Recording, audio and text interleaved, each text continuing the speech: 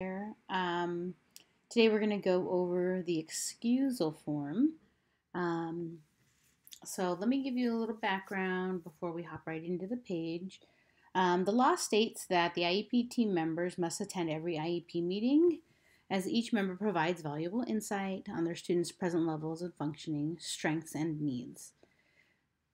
The use of the IEP team member excusal form should be an exception and not the rule. Scheduling the IEP meeting when all team members can attend can be a challenge.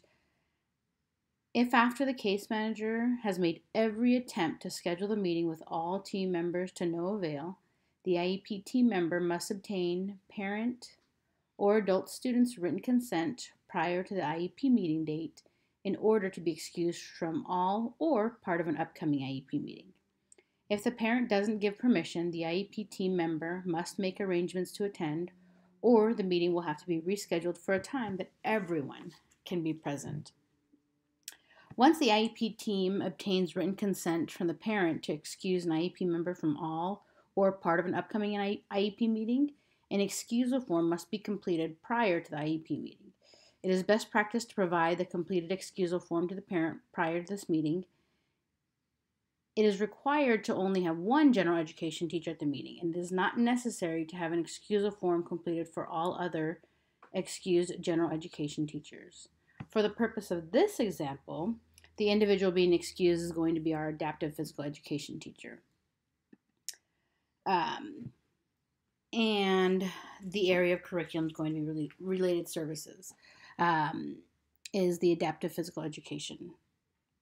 Once you actually open up the form, you're going to see right here on the upper right-hand side, as well as, oh, this one doesn't have it at the bottom. We'll just stick to the upper right-hand corner. There's a button that says clear form, and you would clear the form so it can erase anything that's from the previous memorialized IEP in there.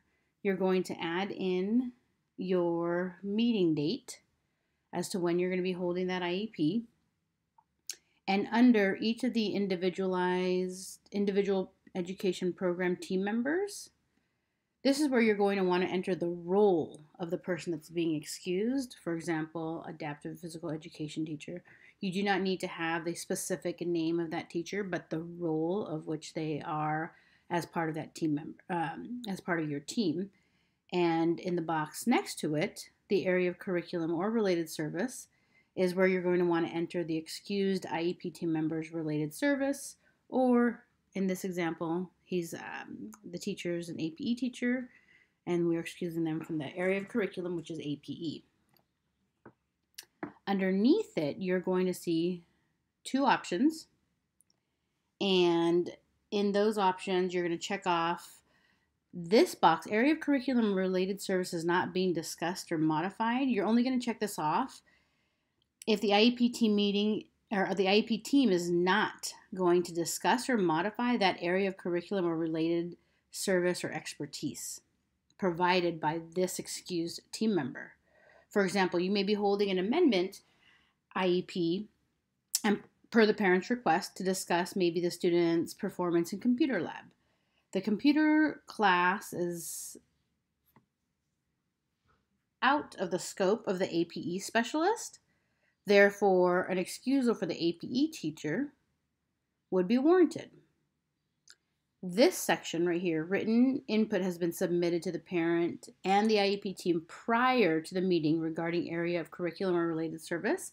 This box will be checked off if the team is going to discuss or modify that area of curriculum, related service, or expertise, but they have provided information. So the excused team member may meet with a parent prior to actually scheduling the IEP, or written input, updated IEP forms or reports, or input of progress should be provided to the case manager prior to the IEP meeting so that they can share with the team as appropriate. This allows the team to make informed decisions during that meeting if this person cannot attend. It is best practice that all IEP team members attend the IEP meetings in its entirety. At times, certain IEP members may have an existing conflict and they're not able to stay for the entire meeting. If parents agree to dismiss him or her from the IEP meeting, an excusal form will be needed.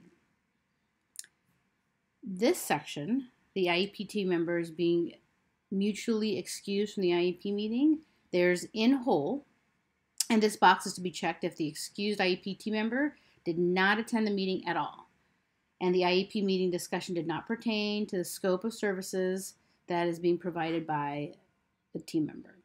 In part, okay, in part is where the excused team member met with a parent prior to the meeting or was dismissed by parent during the meeting.